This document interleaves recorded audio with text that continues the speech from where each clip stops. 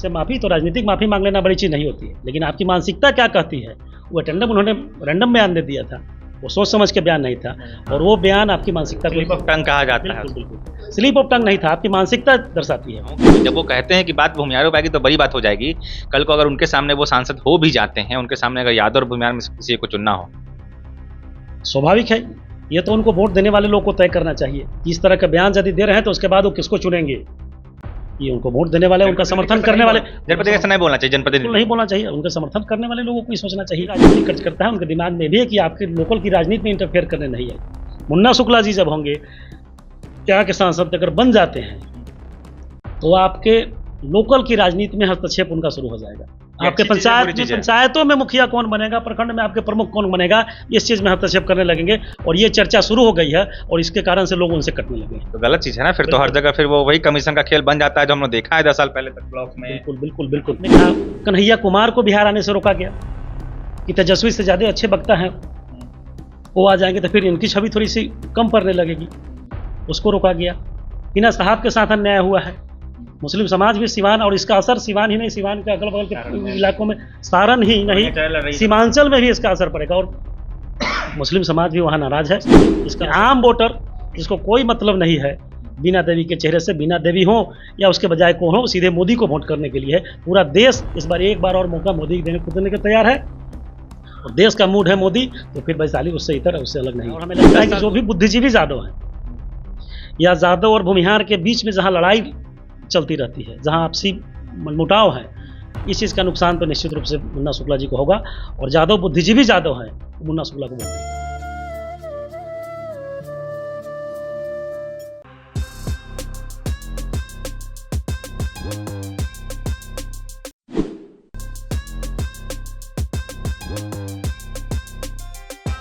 नमस्कार, मैं प्रकाश चंद्र और आप देखना शुरू कर चुके हैं प्रकाशवाणी।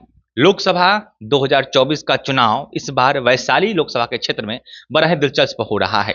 एक तरफ जहां जदयू से आरजेडी में आए प्रत्याशी मुन्ना शुक्ला आरजेडी के टिकट पर मैदान में है, वहीं दूसरी तरफ लोजपा ने अपने वर्तमान सांसद पर भरोसा जताया है। तमाम विवादों के बावजूद भी वीणा देवी को टिकट दिया गया है, जो पिछली बार यहां से जीतकर सांसद बनी थी। बात आ रही है कि आखिर जो वैशाली लोकसभा में वोट पड़ेंगे, क्या वो जातिगत समीकरण पर पड़ेंगे, या फिर वो नरेंद्र मोदी के चेहरे पर पड़ेंगे, या फिर तेजस्वी का जो नारा चल रहा है तेजस्वी यादव का 17 साल बनाम 17 महीने, वो इफेक्ट दिखाएगा। हवा बनाने की कोशिश की जा रही है, माहौल बनाने के तमाम प्रयास किए जा रहे हैं। हम बात करेंगे इस वक्त हमारे साथ भाजपा से जुड़े हुए सामाजिक कार्यकर्ता मौजूद है, दिग्विजय नारायण जी मंसूरपुर गांव में इस वक्त मौजूद है, वैशाली लोकसभा में आता है, और उनसे जानेंगे कि जमीन पर क्या कुछ चल रहा है। पहले तो बहुत स्वागत करें। धन्यवाद, और प्रकाशवाणी के सभी दर्शकों को भी बधाई, धन्यवाद। क्या लग रहा है, बीजेपी कितना मजबूत आएगा इस बार लोकसभा में? एनडीए बिल्कुल एनडीए मजबूत थी और मजबूत है। विपक्ष तो नहीं कह रहा है। विपक्ष को कहने के लिए कुछ नहीं है, विपक्ष को जो कहना है, विपक्ष तो अपनी बात रख ही रही है। और तेजस्वी यादव जो 17 साल बनाम 17 महीने की बात कर रहे हैं, वो नीतीश कुमार की सरकार की उपलब्धियों को अपने नाम से करने की कोशिश कर रहे थे, और इसी चीज़ का हवा बनाया जा रहा है। जनता इस चीज़ को समझ रही है, बहुत कोई फर्क नहीं पड़ेगा उनके प्रोपगंडे से। कभी पिछड़ों की जाति मानी जाती थी आरजेडी, वैशाली में उम्मीदवार ऐसा नहीं दिया उन्होंने। ये बीते जमाने की बात है, जब दलित और पिछड़ों की पार्टी थी। 90% लोगों का समर्थन था लालू यादव जी के साथ, लेकिन धीरे धीरे लालू यादव की नीतियों ने बाकी लोगों को अलग कर दिया। कभी वहाँ से वैश्य समाज अलग हुए, कभी कुशवाहा हुए, कभी कुर्मी हुए, कभी दलित हुए, कभी महादलित हुए। अब सिर्फ माई समीकरण की पार्टी, अब बैकवर्ड की पार्टी नहीं, आरजेडी अब माई समीकरण की पार्टी बनकर रह गई। तेजस्वी तो कहते हैं माई बाप की पार्टी है। अब तेजस्वी कहें या लालू यादव जी कहें, उनकी बात को अगर जनता समझे तब तो कोई पार्टी बनती है या बात आगे बनेगी उनकी। इस सवाल हमने भी पूछा था एक आरजेडी कार्यकर्ता से कि ऐसा लगता है कि लालू यादव तेजस्वी यादव को बचाने के लिए पप्पू यादव की बलि दे रहे हैं, हिना साहब की बलि दे रहे हैं। मतलब उन्होंने कई ऐसे अपने नजदीकों को टिकट नहीं दिया है। ऐसा बीजेपी में नहीं देखने को मिलता है, लेकिन फिर भी हम कहेंगे कि वैशाली में जो उम्मीदवार दिया है उनके बारे में कुछ कहना चाहिएगा। देखिए, आपने जो पहले पूछा उसका उत्तर हम पहले दे दें आपको। ये सर्वविदित है, और लगभग बिहार के हर नागरिक थोड़ा बहुत जो पॉलिटिकल कंसेंस है इस बात से एग्री करेंगे आपकी बातों से, कि तेजस्वी का डिफेंड करने के लिए लालू यादव ने उनको बचाने के लिए उससे ज़्यादा कोई प्रखर वक्ता या उससे बेहतर कोई नेता यादव समाज में उपज न जाए। पप्पू यादव के साथ अन्याय किया उन्होंने। पप्पू यादव की पार्टी को कांग्रेस में मिला दिया और वहां से फिर अपनी पार्टी का सिंबल देकर बीना भारती जी को दे दिया। स्वाभाविक है इसका असर पूर्णिया में देखने को मिल रहा है और इसका असर पूरे बिहार में भी है। यादव समाज भी इससे नाराजगी है कि पप्पू यादव को बर्बाद करने के लिए लालू यादव की इसमें तो नॉमिनेशन में गए थे। बिल्कुल।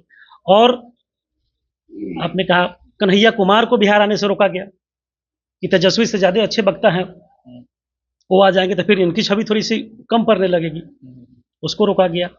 हिना साहब के साथ अन्याय हुआ है। मुस्लिम समाज भी सिवान, और इसका असर सिवान ही नहीं, सिवान के अगल बगल के इलाकों में, सारण ही नहीं सीमांचल में भी इसका असर पड़ेगा और मुस्लिम समाज भी वहाँ नाराज है। इसका असर देखिएगा, वहाँ से परिणाम आएंगे तो देखने को मिलेगा। पहला आरोप, हम आरोप पूछेंगे, बीना देवी पर लग रहा है कि उन्होंने काम नहीं किया क्षेत्र में। ठीक बात है। क्षेत्र में जो सांसद निधि का जो पैसा आया, स्वाभाविक है कोई भी सांसद हो तो उनका पैसा, किसकी फंड का पैसा कहीं बचा हुआ तो नहीं है, कहीं ना कहीं काम हुआ, लेकिन लोगों को लगा कार्यकर्ता नाराज हैं, इसमें दो राय नहीं है।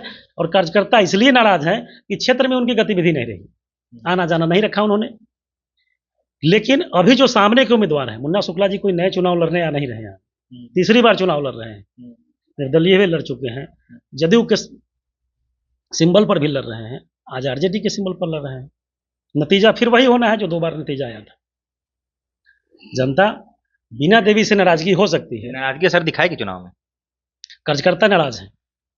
कार्यकर्ता नाराज मतलब वोटर नाराज है? कार्यकर्ता नाराज है, वोटर नाराज नहीं है, जिनको मतलब नहीं है कि इन्होंने कभी बीना देवी को किसी ने कार्ड नहीं दिया हो शादी में आने के लिए। हम कार्यकर्ता हैं, हमारी बेटी की शादी में नहीं है, हमारी नाराजगी हो सकती है, इनकी नाराजगी हो सकती है। आम वोटर जिसको कोई मतलब नहीं है बीना देवी के चेहरे से, बीना देवी हो या उसके बजाय को हो, सीधे मोदी को वोट करने के लिए है। पूरा देश इस बार एक बार और मौका मोदी देने को देने को तैयार है और देश का मूड है मोदी, तो फिर वैशाली उससे इतर है, उससे अलग नहीं है।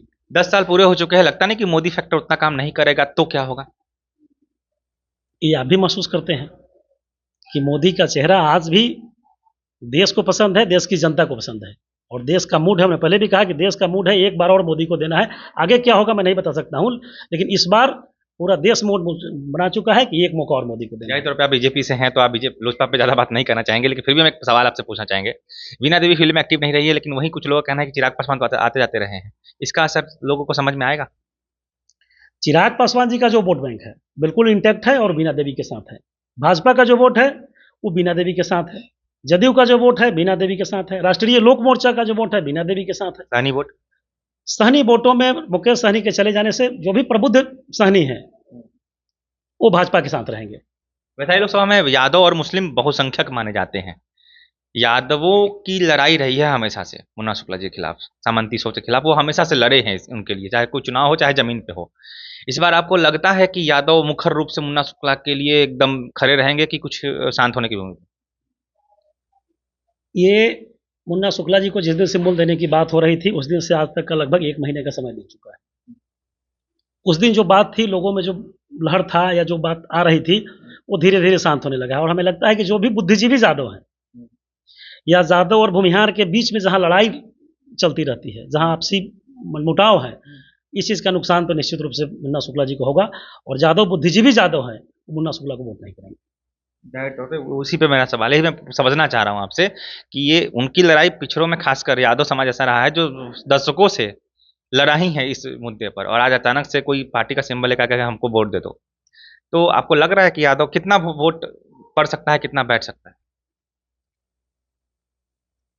रही बात यादव के परसेंटेज वोट की बात तो मैं नहीं करूंगा, लेकिन हर इलाके में जहां जहां जिस तरह इस तरह की बात जहां आएगी, जहां यादव समाज और भूमिहार समाज के बीच दशकों से लड़ाई चलती आ रही है, इसका असर इस चुनाव पे देखने को मिलेगा। और जो बुद्धिजीवी हैं, मैंने कहा कि जो बुद्धिजीवी हैं, पढ़े लिखे लोग हैं, वो निश्चित रूप से तुलना करेंगे वोट डालने से पहले। या तो बीजेपी को वोट क्यों नहीं देते? ऐसा नहीं है कि यादव बीजेपी को वोट नहीं देते, अमूमन अधिकांश देखा जाता है या तो बैठ जाएंगे या फिर आरजेडी को देंगे, बीजेपी को नहीं देते अमूमन, सुनने में मिलता है। सुनने को मिलता है, लेकिन पिछले चुनाव का विश्लेषण भी, जब नतीजे का विश्लेषण हुआ था उसमें भी था कि 20% यादव ने वोट दिया था। उत्तर प्रदेश जैसे राज्यों में भी वोट दिया था। आप इसे नित्यानंद राय के समर्थक होंगे जो सब, वो तो देंगे ही देंगे।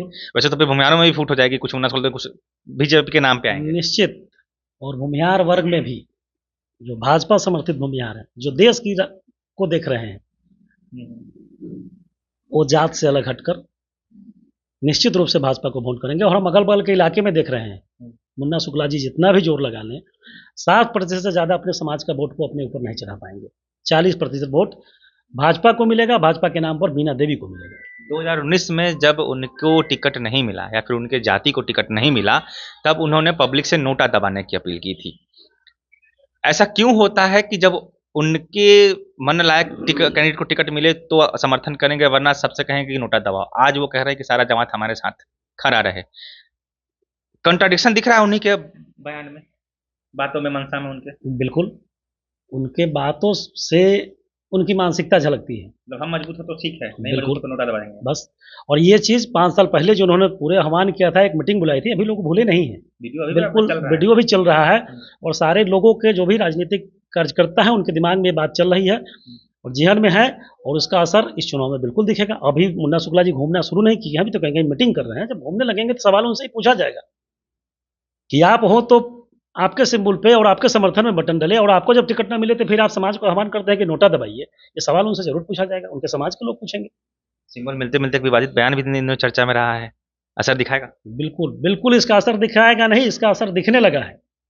ये एक सिर्फ बयान नहीं है, ये उनकी मानसिकता है। आज भूमिहार नहीं हैं हम, चमार नहीं हैं। बिल्कुल निश्चित रूप से इस समाज, चमार समाज के लोगों का या रविदास समाज के लोगों को अपमानित करने का काम उन्होंने किया है, और इसका असर और इसका गुस्सा है। मैं तो रविदास समाज के लोगों के बीच भी गया हूँ, ये चर्चा का विषय है। और जो गुस्सा है, ये गुस्सा ईवीएम पे निकलेगा और देखिएगा रविदास समाज का वोट उनको नहीं मिलेगा। हालांकि उन्होंने माफी मांग ली, वीडियो भी आया बकायदा, उन्होंने माफी मांगा है। उसका कई सारे वीडियोज भी आए हैं जिसमें उनको डिफेंड भी किया गया है, कई मीडिया चैनल पर कहा गया है कि उन्होंने माफी मांग लिया, बात को भूल जाना चाहिए। और उन्होंने इसको ढकने के लिए अपने बयान से माफी, तो राजनीतिक माफी मांग लेना बड़ी चीज नहीं होती है, लेकिन आपकी मानसिकता क्या कहती है, वो अटेंडम उन्होंने रैंडम बयान दे दिया था, वो सोच समझ के बयान नहीं था, और वो बयान आपकी मानसिकता को, स्लिप ऑफ टंग कहा जाता है। बिल्कुल बिल्कुल, स्लिप ऑफ टंग नहीं था, आपकी मानसिकता दर्शाती है वो। इसलिए वो दलित समाज के लोग, माफी तो मोदी जी भी मांग ली थी सब किसानों से, लेकिन आज तक आरजेडी वालों ने माफ नहीं किया था। यहाँ पर जल्दी बिल्कुल, और ये चीजें ढकने का प्रयास हो रहा है, ये जनता भी समझ रही है, दलित समाज, महादलित समाज के लोग भी समझ रहे हैं, और इनका खामियाजा उनको मिलेगा। और खुद घूम रहे हैं। 14 अप्रैल को बाबा साहब भीमराव अम्बेडकर की जयंती थी, हमने देखा कि विभिन्न जगहों पर अलग अलग माल्यार्पण करके ये दिखावा कर रहे थे कि हाँ निश्चित रूप से ये लोग, हम लगे कि ना हम आपके दल के जो लोग आरक्षण के विरोधी रहे हैं, दशकों से विरोधी रहे हैं। बिल्कुल, ये बात समझ रही है यहाँ की जनता। वैशाली गणतंत्र की जननी है, यहाँ रघुवंश बाबू जैसे, शिवशरण सिंह जैसे लोग यहाँ एमपी हुए हैं। यहाँ बाहुबली और इस तरह के लोगों को, इस तरह की भाषा प्रयोग करने वाले लोगों को भी यहाँ की जनता अपने आप सांसद बनाना नहीं चाहेगी। उनसे मुलाकात अभी नहीं हुई है, मिलेगी तो मैं उनसे भी पूछूंगा ये सवाल। आपसे भी यही पूछ रहा हूँ कि जब वो कहते हैं कि बात भूमिहार हो पाएगी तो बड़ी बात हो जाएगी, कल को अगर उनके सामने वो सांसद हो भी जाते हैं, उनके सामने अगर यादव और भूमिहार में किसी को चुनना हो, स्वाभाविक है, ये तो उनको वोट देने वाले लोग को तय करना चाहिए। इस तरह का बयान यदि दे रहे हैं तो उसके बाद वो किसको चुनेंगे, ये उनको वोट देने वाले, उनका समर्थन करने वाले, जनप्रतिनिधि ऐसा नहीं बोलना चाहिए, जनप्रतिनिधि नहीं बोलना चाहिए, उनका समर्थन करने वाले लोगों को ही सोचना चाहिए। इस तरह के बयान देने के बावजूद हम उनका समर्थन क्यों कर रहे हैं? यादव ने काम नहीं किया, ये लोग बोल रहे हैं। क्षेत्र में अनुपस्थित रही है, क्षेत्र में अनुपस्थित रही है, ये निश्चित रूप से लोगों के दिमाग में है, कार्यकर्ताओं के या जनता की ये में है।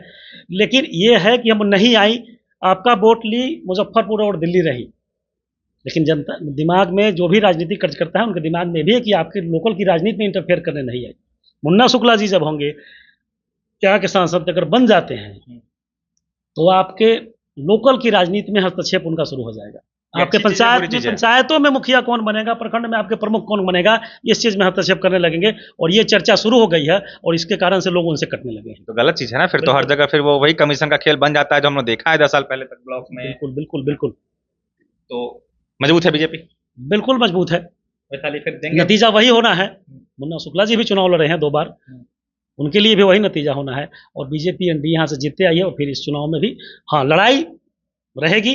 कार्यकर्ताओं की नाराजगी को दूर करना कैंडिडेट का काम है, उनके लोगों का काम है, हम लोग लगेंगे, उनकी नाराजगी को दूर करेंगे, लेकिन नतीजा एनडीए के पक्ष में ही आएगा, जीत लोजपा की ही होगी।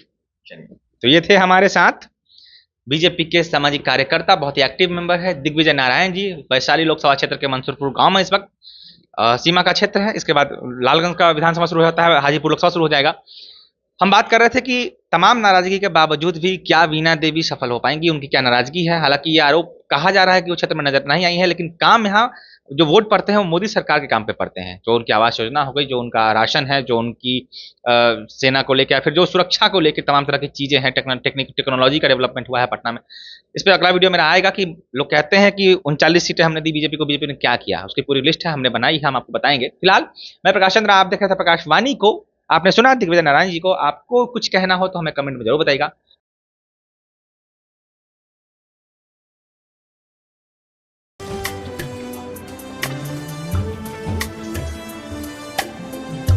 जय बिहार सरसों तेल, सस्ता नहीं कुछ अच्छा खाइए।